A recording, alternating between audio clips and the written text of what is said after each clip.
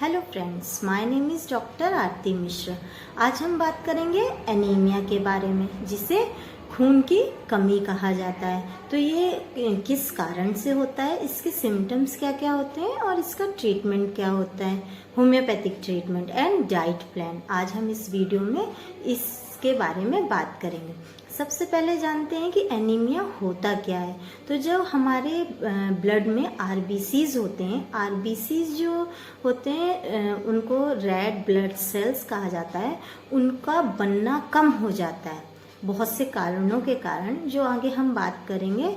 तो उनका बनना कम हो जाता है, तो वो खून की कमी हो जाती है इस कारण हमारी बॉडी में। अब इसके कॉजेज़ की बात करें तो कॉजेज़ जो होते हैं, इसका सबसे मेन कॉज होता है आयरन की deficiency, folic acid and vitamin B12 की डिफिशियंसी, मतलब कमी होना। आयरन का बहुत बड़ा रोल होता है आरबीसीज के प्रोडक्शन में, आरबीसीज को बनाने में। देन ब्लड लॉस, बहुत ज़्यादा ब्लड लॉस अगर हो रहा हो तो 80% महिलाओं में देखा गया है कि वो एनीमिक होती हैं। उसका सबसे बड़ा रीज़न होता है heavy blood loss, heavy periods होना, उसके कारण एनीमिया हो जाता है लेडीज़ों को। देन कोई गैस्ट्रिक अल्सर्स हो, जैसे गैस्ट्रिक अल्सर्स में क्या होता है कि आपको पता भी नहीं चलेगा और स्टूल के थ्रू धीरे धीरे ब्लड निकलता जाता है, तो वो हमारे इसमें ब्लड की कमी हो जाती है। पाइल्स में, अगर किसी को पाइल्स की प्रॉब्लम है तो पाइल्स में भी ब्लड की कमी हो जाती है, क्योंकि वो स्टूल के थ्रू धीरे धीरे ब्लड निकलता जाता है। देन कोई इन्फेक्शन हुआ हो, जैसे मलेरिया या डेंगू, उससे भी हो जाता है, या एक्सीडेंट हुआ है या ट्रॉमा, उसके कारण भी खून की कमी हो जाती है। इसके अलावा अगर आरबीसीज की डिमांड बढ़ गई, डिमांड कब बढ़ जाती है, प्रेगनेंसी के टाइम बढ़ जाती है, या फीडिंग के टाइम पे स्तनपान कराती हैं जो महिलाएं, वो भी एनीमिक हो जाती हैं, क्योंकि आरबीसीज का प्रोडक्शन बढ़ जाता है। इसके अलावा अगर कोई सीवियर बीमारी है, जैसे कैंसर या बोन मैरो डिसऑर्डर, वो भी एक बहुत बड़ा रीज़न है एनीमिया का।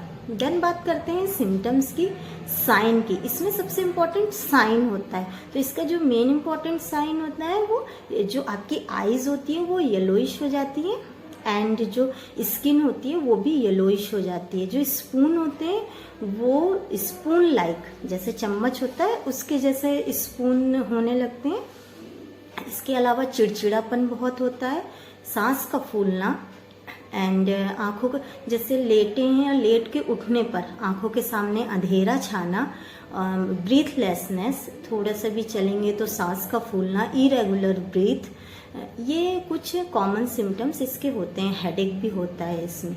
देन बात करते हैं इन्वेस्टिगेशन की, कि हमें क्या इन्वेस्टिगेशन कराना चाहिए कि हमें पता चले कि हमारा हीमोग्लोबिन कितना है, मतलब हम एनीमिक हैं कि नहीं है। तो उसके लिए, उसके कंफर्मेशन के लिए आपको सीबीसी कंप्लीट ब्लड काउंट कराना होगा। उसमें आपका हीमोग्लोबिन से पता चल जाएगा कि आप कितने एनीमिक हैं। तो WHO गाइडलाइन के हिसाब से जो नॉर्मल रेंज हीमोग्लोबिन का है वो 12 to 16 ग्राम पर डेसीलीटर है। इसमें मेल फीमेल अलग अलग कैटेगरीज में है। मेल का होता है 13 to 16 ग्राम पर डेसीलीटर एंड फीमेल का होता है 12 to 15 ग्राम पर डेसीलीटर। इसी वे में WHO ने कुछ कैटेगरीज रखी हैं कि आप कितने एनीमिक है, ग्रेड 1, ग्रेड 2, ग्रेड 3, या इसे स्टेज 1, स्टेज 2, स्टेज 3 भी कहते हैं। स्टेज 1 में 10 to 11 ग्राम पर डेसीलीटर अगर आपका हीमोग्लोबिन है तो आप एनीमिक हैं, और आप डाइट को अगर फॉलो करें, कुछ फूड सप्लीमेंट्स अपनी डाइट में ऐड करें, तो वो ठीक हो जाएगा। लेकिन ग्रेड 2, स्टेज 2, उसमें 7 to 8 ग्राम पर डेसीलीटर है। उसमें आपको डाइट के साथ साथ मेडिसिन को भी लेना होगा। देन ग्रेड 3 अगर आप ग्रेड 3 स्टेज 3 में आ रहे हैं तो उसका जो रेंज होता है वो 7 ग्राम पर डेसीलीटर से कम होता है हीमोग्लोबिन। तो अगर आप उसमें आ रहे हैं तो आपको इमीडिएटली अपने डॉक्टर से कंसल्ट करना होगा। इसके बाद हम देखते हैं डाइट प्लान, हम डाइट में क्या क्या फॉलो कर सकते हैं। तो डाइट में सबसे पहले जो वेजिटेरियन है उनको आयरन लेना है। तो आयरन सबसे ज़्यादा पालक में पाया जाता है, क्योंकि जो नॉन वेजिटेरियन है उनके लिए तो बहुत से ऑप्शन है, जैसे एग है, रेड मीट है और मीट है, ये हैं, चिकन पी है। बट जो वेजिटेरियन है उनके लिए पालक, क्योंकि पालक में folic acid, vitamin B12 and iron तीनों चीज़ें पाई जाती हैं। और जो नॉन वेजिटेरियन है वो फिश ले सकते हैं, chicken P and red meat, egg में भी बहुत अधिक मात्रा में आयरन पाया जाता है। और आयरन बहुत इंपॉर्टेंट होता है RBCs के प्रोडक्शन के लिए। देन चुकंदर और अनार, आप इसका मिक्स जूस ले सकते हैं, या चुकंदर के जूस के साथ आप उसमें एक कप चुकंदर का जूस प्लस 1 चम्मच आप उसमें शहद मिलाकर सुबह लेंगे। ये इतना इफेक्टिव है कि अगर आप इसको 1 महीने तक कंटिन्यू लेंगे तो आपका हीमोग्लोबिन लेवल बहुत अधिक बढ़ जाएगा। इसके अलावा आप 2 डेट्स, जिसको खजूर कहते हैं, रात में गलाकर सुबह मॉर्निंग में आप उसको ले सकते हैं। इसके अलावा बनाना, केला, उसमें बहुत अधिक मात्रा में मैग्नीशियम पाया जाता है। मैग्नीशियम के साथ साथ उसमें आयरन भी पाया जाता है। सेब हो गया और कुछ नट्स, आप नट्स को भी अपने डाइट में ऐड करिए। इसके बाद बात करते हैं होम्योपैथिक ट्रीटमेंट की। तो होम्योपैथिक ट्रीटमेंट में आप सब बहुत बेस्ट मेडिसिन है, मैंने अपने बहुत से पेशेंट को दिया है जो एनीमिक है और उसका बहुत अच्छा रिजल्ट मिला है। तो सबसे फर्स्ट जो मेडिसिन है फेरम फॉस 3x। अगर आप फेरम फॉस 3x लेंगे तो इसका बहुत अच्छा रिजल्ट मिलता है। तो फेरम फॉस 3x में आप 4 ग्लोब्यूल्स दिन में 3 टाइम्स लीजिए। 4 टैबलेट आप फेरमफॉस की दिन में 3 बार लीजिए।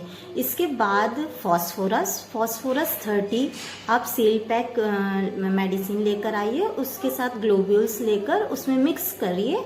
देन 4 ग्लोब्यूल्स आप दिन में 3 बार उसको लीजिए। ये बहुत इफेक्टिव मेडिसिन है। देन BC1, जिसको बायोकेमिक 1, ये स्पेशली एनीमिया पेशेंट के लिए दिया जाता है। और मैं अपने बहुत सारे पेशेंट्स को एक सिरप देती हूँ, आप भी उसको ऐड कर सकते हैं, फेरमसिप सिरप।